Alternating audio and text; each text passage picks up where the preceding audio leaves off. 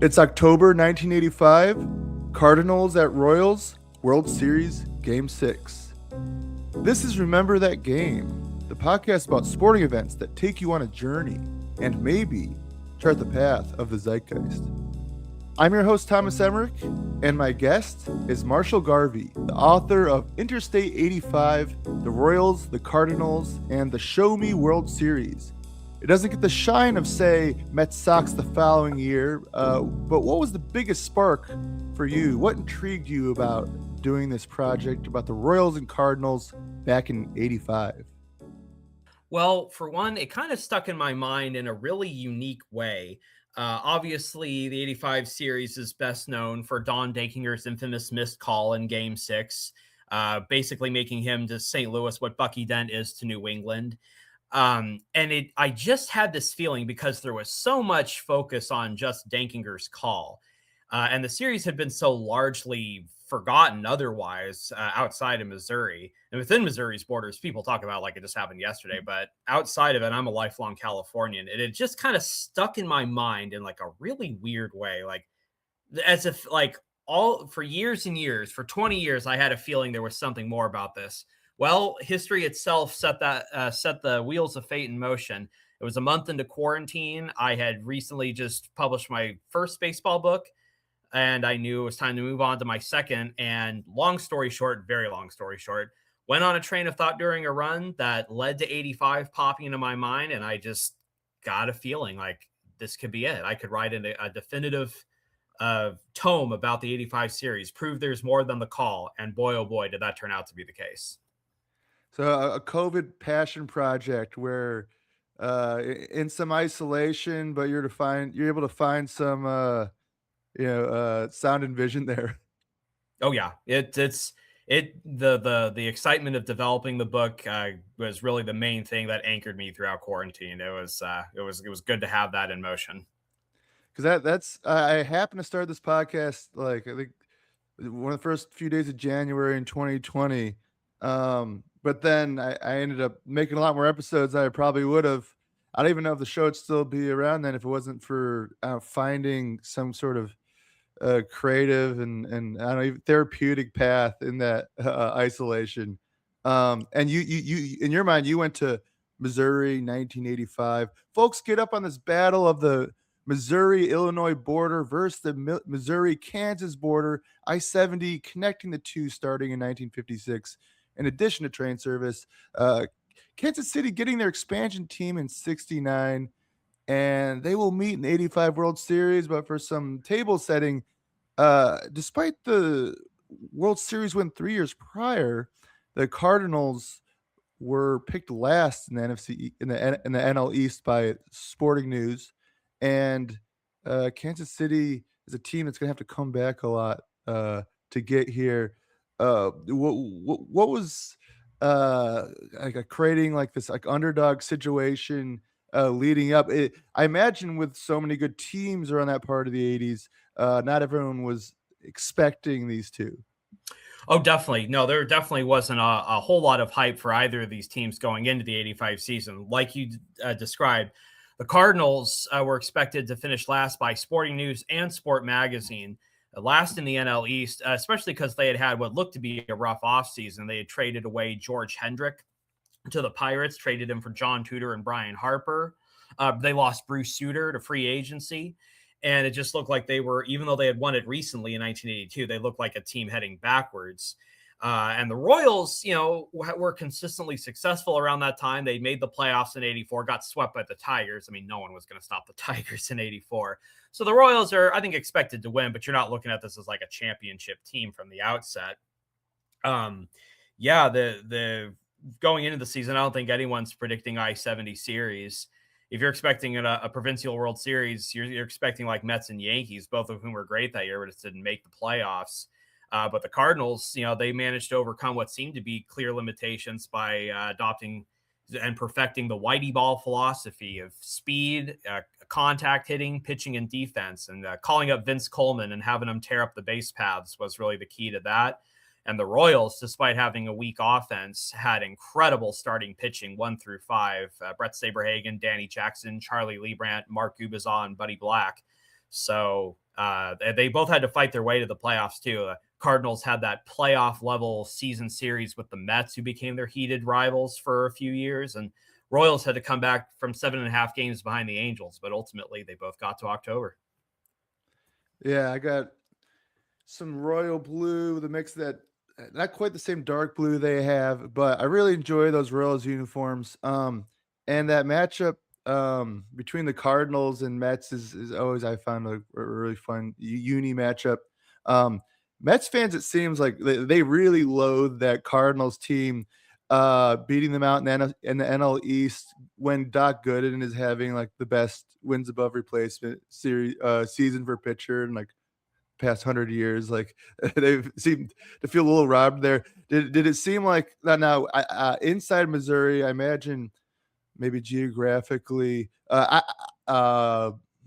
determine rooting interest to some degree. Outside Missouri, did it seem like they're rooting for the Cardinals to finally get one after or not the Cardinals, the Royals to get one after the Cardinals had just won 3 years prior? Whitey Herzog, you mentioned Whitey Ball. He won Sporting News Sportsman of the Year in 1982.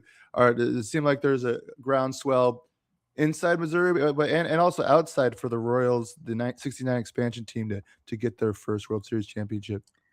Well, inside Missouri, I mean, there couldn't have been a single person. Missouri's population was just over 5 million in 1985. And I bet you just about, if not literally everyone, it has to be like nothing less than 90%. That state was hanging on every pitch. It was life affirming. Like wherever you lived in Missouri, whatever side you were on, that was, a big point of passion. And obviously on the Western half, there'd be a lot more, Royals fans, obviously, but there are also a good deal of Cardinals fans because the Cardinals have been around longer. They've been around since the late 19th century. So they got to develop lots of strong bonds with fans all across the state before the Royals came along, like you said, in 1969. So they're still relatively young in 85. Um, outside the state, now the thing about the I-70 series, like this ultimately became one of the things I loved about it and found so fascinating because I got to focus on the provincialism and how it brought the state alive in terms of rooting passion, or divided it in terms of rooting interest, but also unified it in terms of state pride. The provincial all Missouri thing was also kind of a turnoff for a lot of people outside of Missouri. It still got decent viewership, at least in the latter games. I think just because baseball was a lot more popular back then. Maybe if there were I-70 series today, ratings wouldn't be as high. I'm not really sure. I would imagine a lot of people were probably pulling more for the Royals because they hadn't won one yet. And they were definitely more of the underdog. The Cardinals were listed as the clear favorites by Vegas for the World Series. So inside Missouri, yeah, absolute. Every pitch was a life event. Outside of Missouri, I think a lot of people still ended up watching in the end, but I don't think everyone was quite as passionate in terms of rooting interest if you weren't inside the Show Me State. Yeah, you write in the book Interstate 85 that maybe the pundits maybe undersold how much of a classic this was at the time even. And the Mets and Yankees both nearly win 100 games but get edged out in tougher divisions than the AL West that year, where the Royals scraped by a game. The Yankees aren't getting through.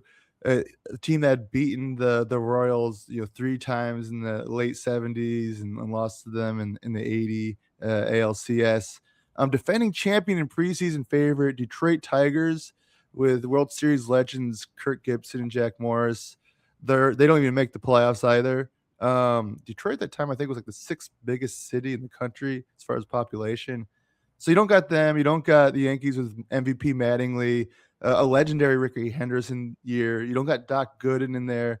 No, it's Kansas City rallying from 3-1 to bounce Toronto in the ALCS. It's Ozzie Smith and the Cardinals with a walk-off against the Dodgers.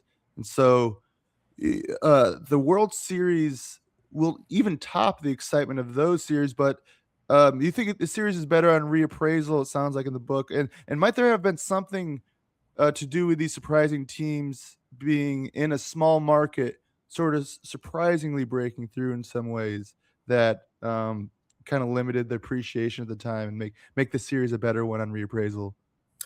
You are 100% correct. I think what you just described all season long, people are expecting an all New York World Series, Mets, Yankees. There's also a strong possibility of an all Southern California World Series, Dodgers and Angels.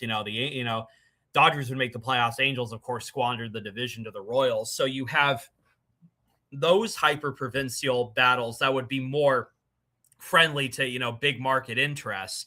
And so I think when it ended up being all Missouri and these are smaller market teams, I think that was definitely a big surprise and turnoff to a lot of people. But like you said, coming back to it decades later, with a like for reappraisal with a fresh set of eyes and a unique perspective, diving in, I found the all Missouri I-70 factor to be incredibly fascinating, in a way that nothing else really could have been.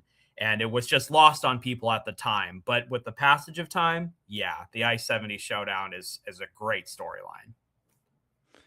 And it starts off with John Tudor, who actually had a higher WAR than AL Cy Young winner Brett Saberhagen this season, but unfortunately, Tudor's in the NL not good and ain't getting the Cy Young that year.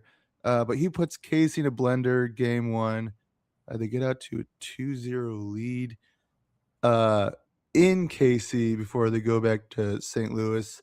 And you write in the book, and John Ashcroft is going around the train, and the governor there, future U.S. Attorney General, and really selling it that he's I'm not gonna say I won't say selling it, but like seems very gamely neutral about St. Louis and Kansas City, even though his father's a Cardinals fan. So you'd forgive him for deep down.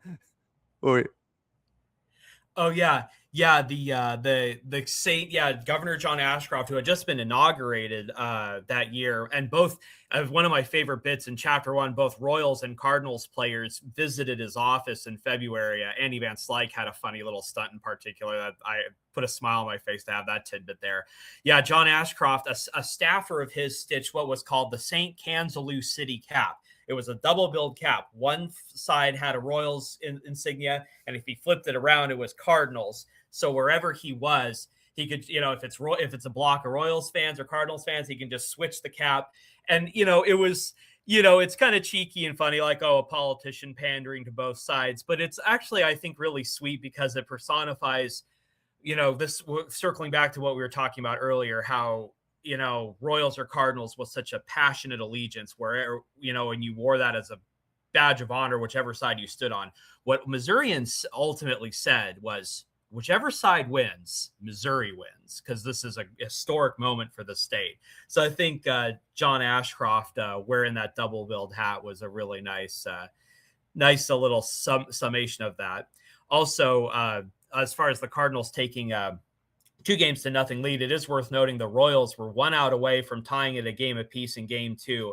But the Cardinals in the top of the ninth just had this ridiculously lucky rally off of bad luck Charlie Lebrand, which, if you know Charlie Lebrand, he was kind of a lightning rod for bad luck in the postseason, and including a lot of that postseason. And boy, did it strike there hard. So tough loss for the Royals. But as we'll discuss, they found a way to come back. yeah, I'd bet Ashcroft. I would assume deep down probably lots of Cardinals, but he knows this is about growing the pie for Missouri as a whole. And is this like I got the sense he's on on the back of a train, selling the series and dropping into small towns between Kansas City and St. Louis. Is that correct? Well, he was on a train with a lot of famous Royals and Cardinals players, also family members of the 85 teams. I think George Brett's mom was riding on the train. I Lots of love it. other Missouri politicians were there. Yeah, they stopped at a bunch of like smaller cities, smaller like rural towns. They stopped in Jefferson City, which is the capital of Missouri. Yeah, they would just make it, this was between games 2 and 3. They would just stop at each town. people would come out of their homes or out of work and school to watch the train go by. It was awesome. Yeah, it was called like the World Series Special, World Series Express. I love it. It's you can even see it in the official highlight movie too for the 85 series. Yeah, folks, check out the highlight movie with Marshall Garvey's book Interstate 85 as a companion. And I love it. This is 1985, not 1885. They're doing this train tour for the series. Delights me. Right. And that you can do that pretty conveniently between Kansas City and St. Louis. But you also have this dynamic between maybe a little competitive, maybe a little bit of a foil in some ways between Kansas City and St. Louis. In the book, you write that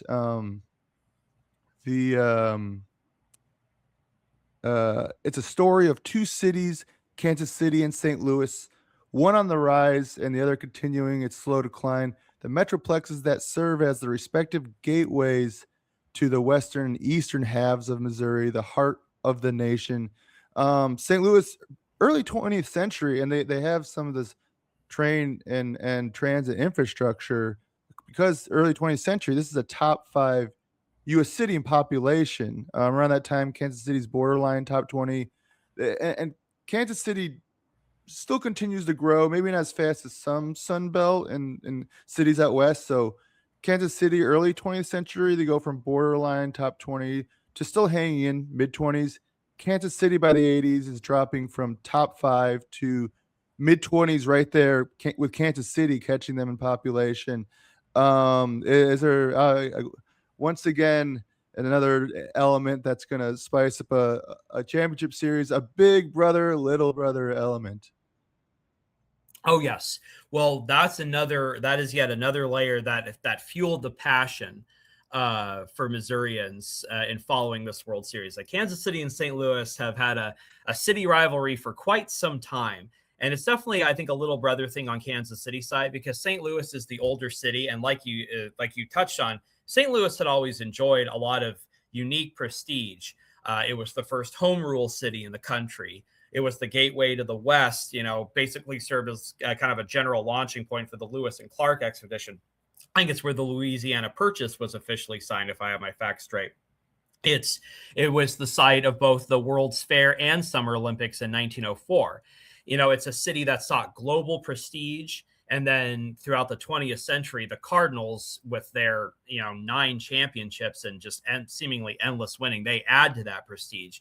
And Kansas City, by comparison, like it has some renown, especially for its blues and jazz music scene early on in the 20th century. But Kansas City, especially sporting wise, is in search of greater accomplishment. The Kansas City wasn't in the greatest shape in 85. Union Station needed a facelift. 18th and Vine, the famous section where a lot of jazz music history happened, where the Negro Leagues Museum is now, that was in disrepair. They actually tried to get the 1992 Summer Olympics earlier in 85 and fell flat on their faces getting it. And that was a big missed opportunity for economic revitalization.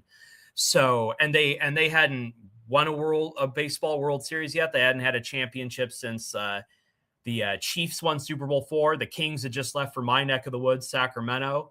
Actually, the Sacramento Kings played their first game during the 85 series. So, yeah, it's sibling rivalry exacerbated by, St. Louis just seeking more renown with a 10th Cardinals championship and the Royals seeking unprecedented renown with a first Royals title. And I loved that angle. And so they lose the Summer Olympics bid in the 80s. Is that to Los Angeles? Barcelona, Spain. Barcelona was, Spain. Yeah, Okay. they're the ones that ended up hosting the 1992. Los Angeles hosted the 84 Olympics. Right. So Los Angeles gets to get the 84 Olympics. Cardinals lose their bid the next year for the 92.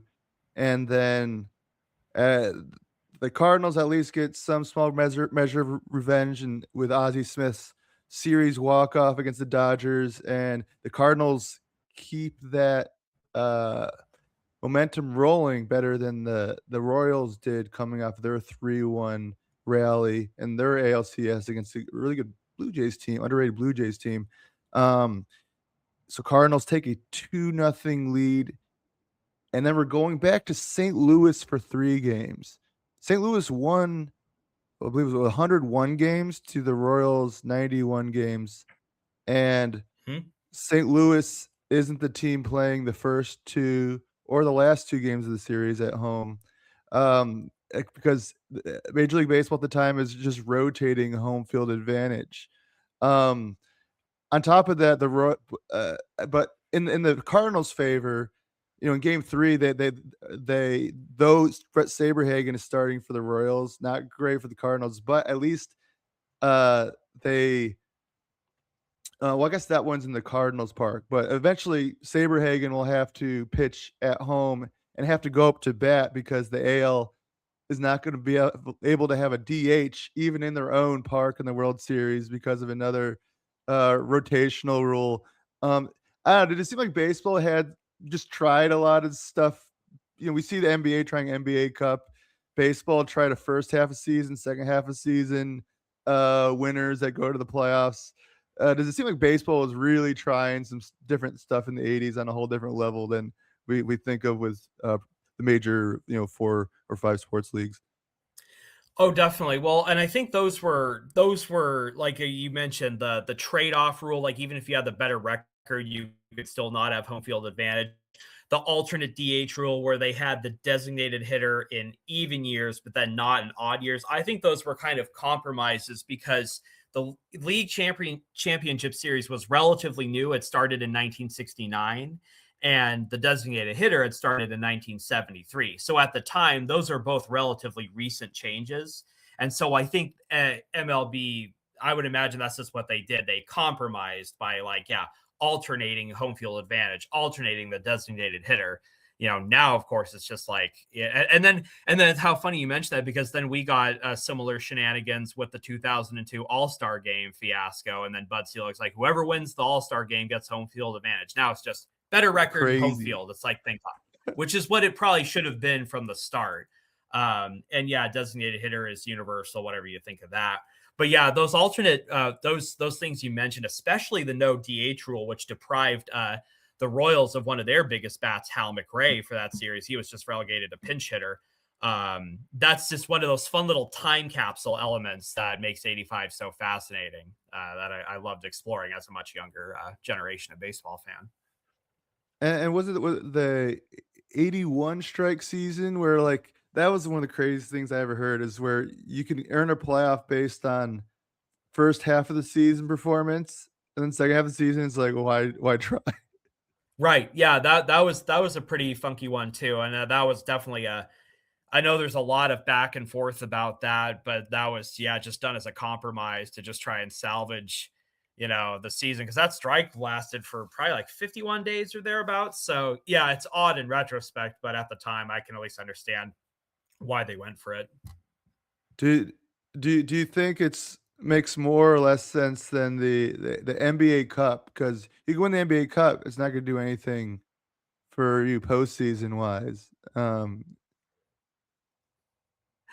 I can't comment. I love basketball. I'm not as like devoutly knowledgeable as I am on baseball, so I always kind of stop myself of making super big Yeah. judgments on NBA unless I'm absolutely certain. The NBA Cup seems kind of odd to me, but I've heard defenses that it's fun and livens things up. So from my perspective, that seems a little superfluous. But I'll let true NBA hardcores render a judgment on that one. Yeah, well, anyways, folks, look back at the various things the MLB tried with the playoffs. Because when you go back and look at the World Series or figure out like why which team's home, and depending on different years, you're like, or even the ALCS or NLCS, you're like, what? Wait, why? And then the and this means the Cardinals have 3 straight at home. Uh, Now you win 2, are World Series champions once again. But Brett Saberhagen, the stopper in Game 3, he was like 21 years old, right? Like, just I mean, he was 21. Cy Young that year. It wasn't a crazy shock, but like, how how abnormal was that for someone that young to basically save a team from the brink in the World Series like that?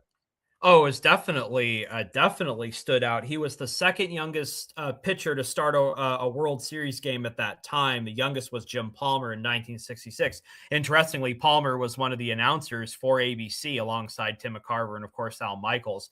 But yeah, Saberhagen was not only 21 years old, and his when you listen to clips of him from the time, his voice is like so high, like he almost sounds like you could still be a teenager. Not only that, but this is another one of the great storylines, obviously talked about in the book, and certain people will remember it anyway. Is that he was waiting for his first child to be born? It was a storyline that was announced during the ALCS, like any day, basically during the playoffs, any moment, his first kid could have arrived. So he had to. Not only is he 21 years old, but he's on the cusp of fatherhood, and he has to save his team's season.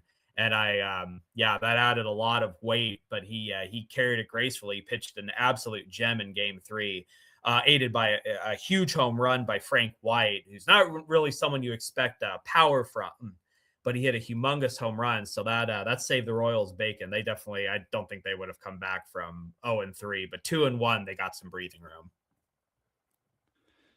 And then Game 4, John Tudor, yeah, once again, higher wins above replacement than Saberhagen for that regular season. Had a great Game 1 and a shutout in Game 4 to put the Royals on the brink. 3-1 or 3-0 win in Game 4, setting up Game 5 for Kansas City. And the last game that will be in St. Louis for the series. So this is their chance to close out right here. Our and I'd be remiss in not mentioning one appreciator of this series at the time, uh, David Letterman, eh, Indiana native. We can count on him to really get down with a Midwest series. It isn't one of the bigger metropolises on the Great Lakes. They, as you mentioned in the book, uh, because there is that Pete Rose all-time hits leader countdown as he's going for that record while he's managing the Cincinnati Reds, right? And Mhm. uh, nearly winning manager of the year and going for the all-time hits leader. There's a lesser-known player, Buddy Biancalana, on the Royals, lower batting average, but will come up with some big hits and rallies throughout this series. And Game 5, Kansas City will pull it out 6-1. Um, the how perfect is this as a time capsule and a pop culture one as well, that not the pundits aren't as jazzed because Yankees and Mets, Tigers didn't make it, but we or Dodgers, lost in the NLCS as well, but David Letterman's on board. Oh, well, it's so great. First off, smile ear to ear anytime you bring up the David Letterman, Buddy Biancalana bit. First off, because Buddy was my first interview for the book, and that was the first question I asked him was about that. So for those who don't know, and it's even better that Letterman was so dialed into the series because you would not have expected it.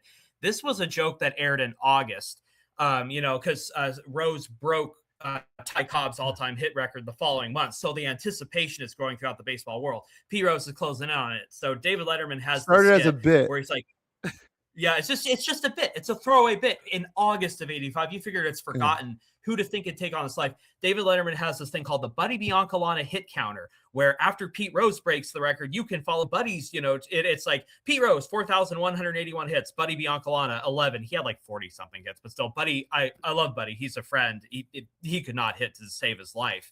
And, or so it seemed. So like David Letterman's just like, he hits the counter. He's like, all right, good luck, Buddy. All right, you figure that's the end of the joke. But then the Royals make the playoffs, and Buddy Biancalana, again, a guy who could not hit, Mendoza line, utility player at best. He just goes off. He gets a huge hit to help them win in Game 6 of the ALCS, and then he continues to play great in the World Series. He outplayed Ozzie Smith on both sides of the ball, and then and he got a huge hit to put the Royals in front in game 5. So yes, if there was one national pundit who was getting a kick out of this, if a lot of other people were turned off, David Letterman was loving it, that this seemingly throwaway gag from August suddenly took on a whole new life. Yeah, I mean, yeah, Letterman, the Indiana native, and it's something. It seems like half bit, half like no. I'm following these teams here.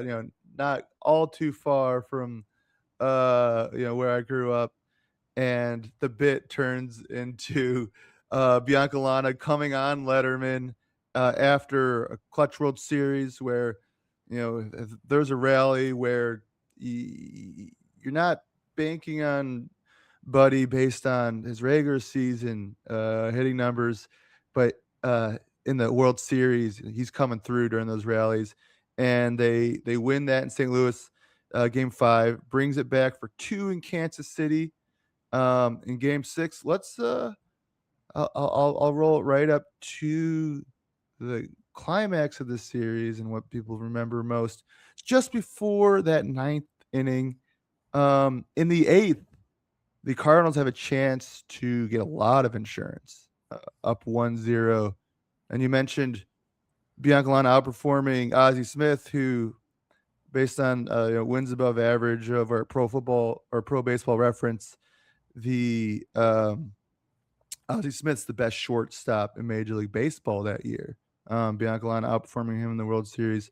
The Cardinals outfield, by that metric, second to only the Yankees. With they got Ken Griffey Sr., Ricky Henderson with a legendary year at center field, Dave Winfield. So that this Cardinals outfield led by Willie McGee, who comes up with a chance to provide a bunch of insurance with the bases loaded, top of the 8th. You expect him to come through. He, Andy Van Slyke, and what should be Vince Coleman are the second best outfield that year. Now you probably want Willie McGee bats coming up here.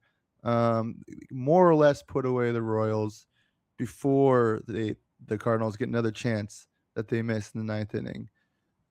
But Vince Coleman is not on the base pads for a strange reason, right? Yes, well, this is another one of the big storylines. I honestly think this is the bigger gripe for Cardinals fans more than Dankinger's calls. Before game 4 of the NLCS against the Dodgers, Vince Coleman was just totally distracted talking to someone in the Cardinal dugout, got ensnared by the Busch Stadium tarp, rolled over his leg, and that thing probably could have crushed him to death. Luckily, that didn't happen, but it screwed up his ankle, and he was out for the rest of the NLCS. So Tito Landrum had to step in left field, and Tito had a great postseason from there on. He went on a tear in the World Series, too. But yeah, Coleman also missed the whole 85 series, and that was a big deal because the Cardinals offense, I'm glad you're setting the stage with this with Willie McGee. The Cardinals offense really struggled throughout that series. They were honestly probably kind of lucky to even have a 3-1 lead or 3-2 lead in game 6 series lead, because they did not hit well. And they were missing Vince on the base paths, being able to generate some more runs with his speed and all that. And right there, they took the lead, 1-0 lead off Charlie Leibrandt. Once again, but poor Rembrandt, his postseason bad luck just soldiering on. They take a 1-0 lead on a pinch hit by Brian Harper. Again, that kind of a Biancalana thing, not someone you would expect to be a big hero, but comes up big. And then Willie McGee comes up with the bases loaded. And for those that don't know, Willie McGee won NL MVP that year. And McGee, if he gets a hit, the game's out of reach. But he grounds out to second in a really tight play. Dan Quisenberry got him to ground out, and that kept it 1-0. And that's a big key right there. If the Cardinals go up 2-3-0, game over. But 1-0, there's still a chance for the Royals, a team that had 10 walk-off wins during the regular season, I should add.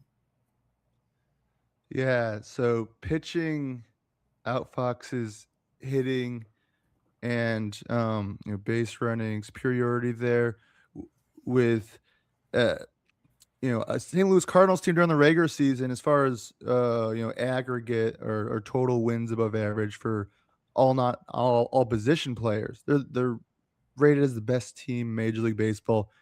By that metric, Kansas City, the best pitching roster that season. And Quisenberry, the closer, gets Willie McGee out there. But in a lot of ways, this is like a really interesting stylistic matchup, right, between the Royals and Cardinals and what they're bringing in the mid '80s there.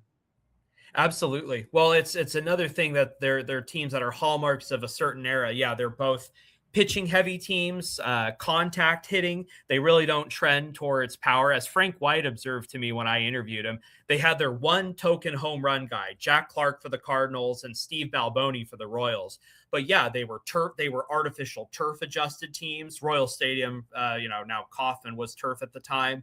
Yeah, they were, it wasn't like flashy, tons of home runs and power pitching like you probably would have gotten with like Mets Yankees, but they were a good old school stylistic matchup. And that definitely made for some really intense games, especially that game 6. Yeah. And the Cardinals, that lineup, I think hits, well, actually, they hit, I believe it was 180 for the series or something around 200.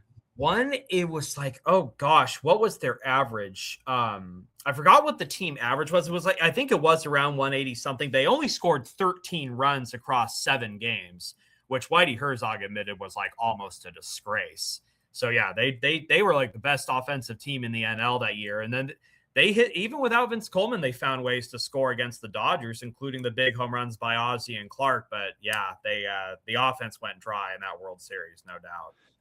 And typically, this Cardinals team, through very aggressive and strategic base running, they're able to get it done. Vince Coleman had just like a crazy amount of stolen bases as the NL Rookie of the Year, but perhaps him not being there that series, even though um they got a good fill in. I imagine that probably disrupted what they were doing stylistically with Whitey Ball and everything. Yeah, well, exactly. Well, Tito Landrum, to his credit, had a great World Series. I firmly believe, you know, if the Cardinals had held on to win, if he's not World Series MVP, if he loses it to John Tudor, he might have even been a co-MVP. Like he had and it was even more resonant because he was a native of Missouri by way of Joplin, as was Cardinal catcher Darrell Porter. But yeah, Tito Landrum did a great job. Did everything you could ask of him, really, maybe even a bit more. But the Cardinals only stole 2 bases as a team throughout that whole series. So they never, and Landrum wasn't really like a base stealer. So even though he hit really well, the Cardinals never really did find a way to replicate that base stealing attack that Coleman could always get going. So yeah, that they were definitely missing that. And they're considered like a throwback by even like 1985 standards as far as manufacturing runs, right?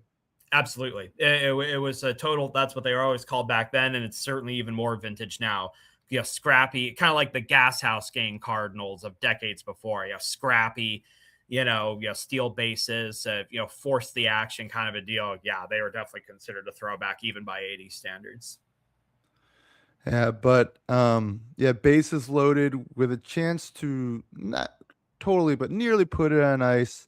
And the Royals get the out. Quisenberry, the closer there, helping out Lee Brandt after 7 really good innings, and gives up 1 run in the 8th, and suddenly he's in place for a loss. Has that kind of luck, but then we go to bottom of the 9th. Let's fast forward there.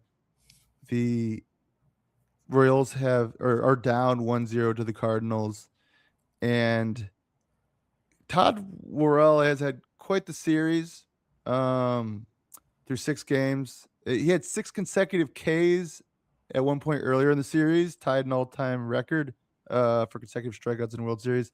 And it seemed like business as usual as the inning started. The ground ball, Worrell gets it, or Worrell tries to get to the bag in time.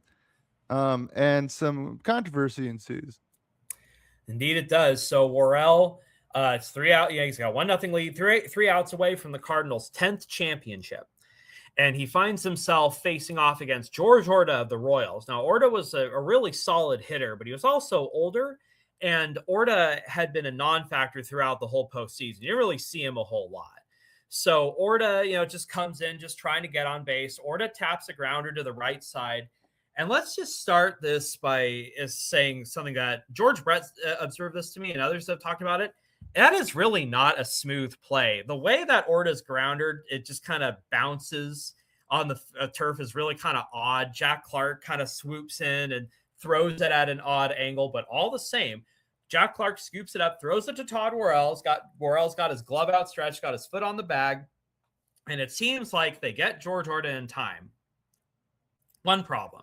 First base umpire Don Dankinger, native of Iowa, so he kind of adds to the whole all Midwest tenor of the series, and he was the crew chief too for that umpiring squad, the umpiring crew for the '85 series. Dankinger had come in too close in his observation. He was too close to the bag. He saw the play in two parts. He saw Orta stepping on the bag, and then he looked up to see the ball in Worrell's glove, and he thought, tie or more, Orta's safe. And he couldn't hear, because of the noise of the crowd, couldn't hear the ball pop in the glove before the bag. So Dankinger fans his arms out wide, safe. And the Cardinals were just livid and started arguing, obviously to no avail. But televised replays on ABC showed what was undeniable to just about everyone in real time. As I've talked to a lot of people who were at the game, it was obvious Orta was out. But we all know the umpire calls it, and this is pre-instant replay. That's how it is. George Orta has a single, and things really started to tilt the Royals' way from there. Yeah, and you spoke with Dankinger, and I know it's really cool. Like he just decades later, he's like, I'm not tired of talking about it. I just know if happened today, they get the replay, it'd be over with. Just move on. It's just, and people refer to as the call, but it's really just bang bang with a ball coming in, two people going to the bag. A human's not going to get it every time, right? Right. No, it's an easy call to miss. Royals fans chomp at this bit, and this is fair. It wasn't even the first missed call of the game, and I talk about this in the book.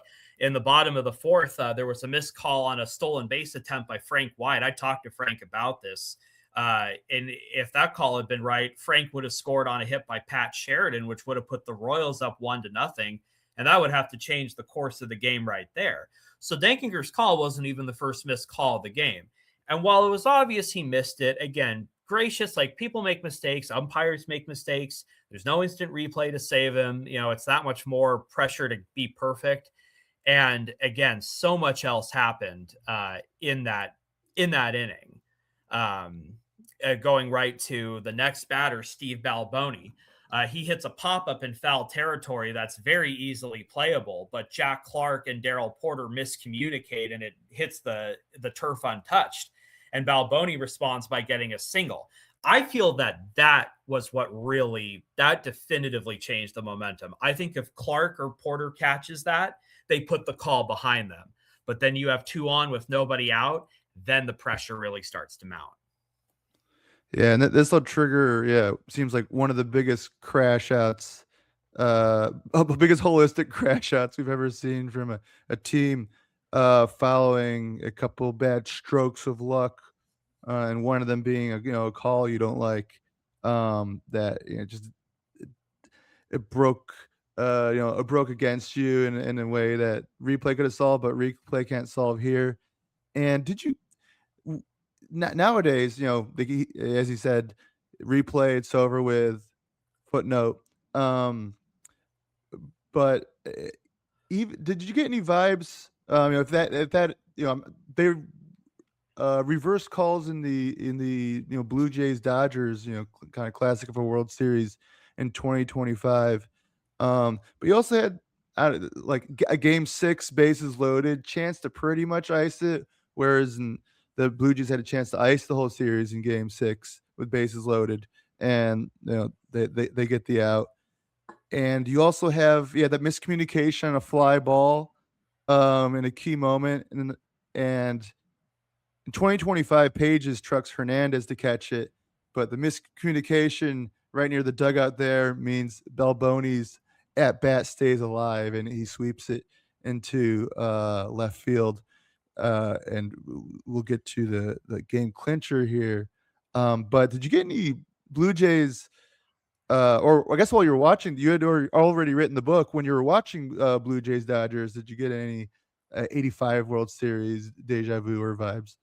Oh yeah. Well, I love that you thought to talk about that, because first off, how funny, the teams that came up agonizingly short in the 85 LCS, Blue Jays against the Royals, Dodgers against the Cardinals. 40 years later, we finally get the matchup. So that's a little denouement to some 85 postseason lore. But yes, watching 2025, which, I mean, what an incredible World Series. In my opinion, that's the best Game 7 in World Series history, but that's probably multiple podcast episodes at a whole other time. Well, one big similarity is just like game of inches, like you're describing some of the, especially in Game 7, or the double play that ended Game 6 of 2025. It's just like boiling down to these little mishaps, base running blunders by the Blue Jays. Same thing with Clark and Porter dropping the foul ball, like little miscues like that. And don't get me wrong, I'm not saying this to be disparaging of players that make mistakes. I can't imagine what it's like to be a professional athlete at that high a level on that big of a stage. But like in those games, especially elimination games, every moment is so unbelievably amplified. So I definitely got some Game 6 85 vibes, like just little things, seemingly little things, like a well-timed base hit, a miscue can just be all the difference. So I'd say that's one similarity I could draw between 1985 and 2025, 40 years apart. Yeah, and Blue Jays definitely held it together better after, incredible string of things did not go their way, that they were not able to pull off, or they were felled by great plays by the Dodgers. Whereas with the Cardinals here, um, Herzog had been fired by the Royals after a great run in the 70s. So I imagine there's a little there as well. Royals now managed by Dick Hauser, who's puts on a pretty legendary managing performance. Has a prowess with pinch hitters. Sends in Dane Orge, Looper into right field, scoring 2. It's 2-1 Royals. Series is now 3-3, and Game 7's not even close. And Herzog, I mean, he said in retrospect, he after the blown call, he should have just like went and like harassed the commissioner in the stands to change the call, right? He said that. Now, he said that in his book, You're Missing a Great Game. I have a copy of that book, but I actually didn't use it as a source for mine. I lean more on his 1987 book, White Rat, with Kevin Horrigan. That was Yeah. my big secondary source. Yeah, I'd heard that he thought about afterwards, like maybe he should have gone to the commissioner. It's probably better that he didn't, because, what happened. But yeah, Herzog definitely lost his cool. Like, as I describe in the book, like he and the Cardinals just stewed bitterly in the clubhouse after Game 6. And Herzog just was like, we don't have a chance of winning because Dankinger is going to be home plate umpire in Game 7. And he was like, I don't care. We had it won tonight.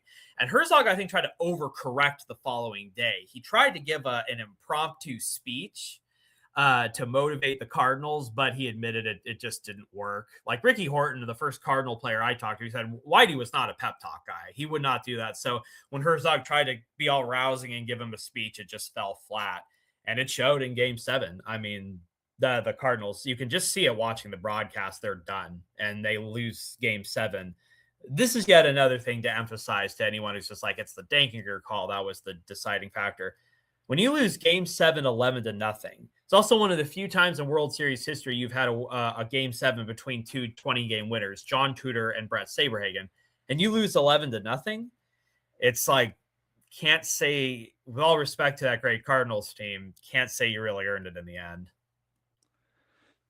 Yeah, Tudor, great in game 1, great in game 4, goes again in game 7, and, I think it's five runs in, 2 1/3 innings, and Saberhagen, in his second start of that series, is nails again. He'll have a complete game shutout.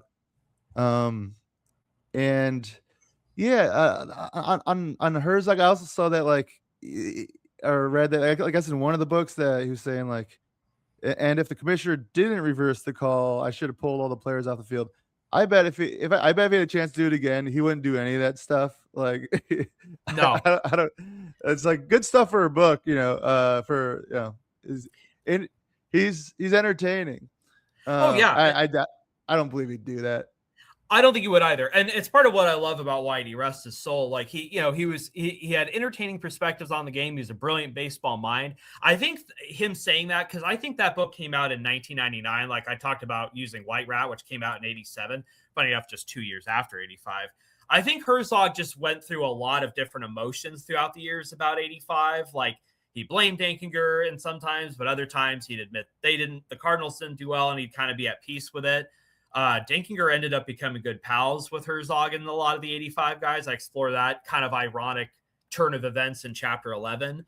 But yeah, no, Herzog second guessing. If he tried to do that kind of protest, that would not have worked. So the Cardinals just lost. That's just the reality.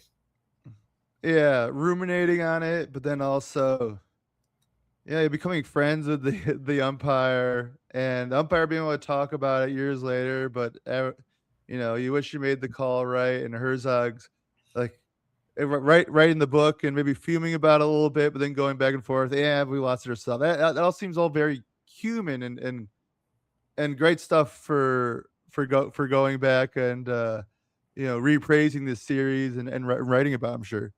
Oh, absolutely. Well, the human aspect of the 85 series is ultimately, like, as much as I love the on-field plays and the local history, the human stories, and I explore this in the 27 people I interviewed and other stories too. The human stories of that series and where they went in the years following, to me, that's what makes 85 truly special. And getting to explore that at length, especially humanizing Dankinger and showing he was more than the call, and also how he learned to live with it too, is a really special thing about the book. And I had a blast capturing that.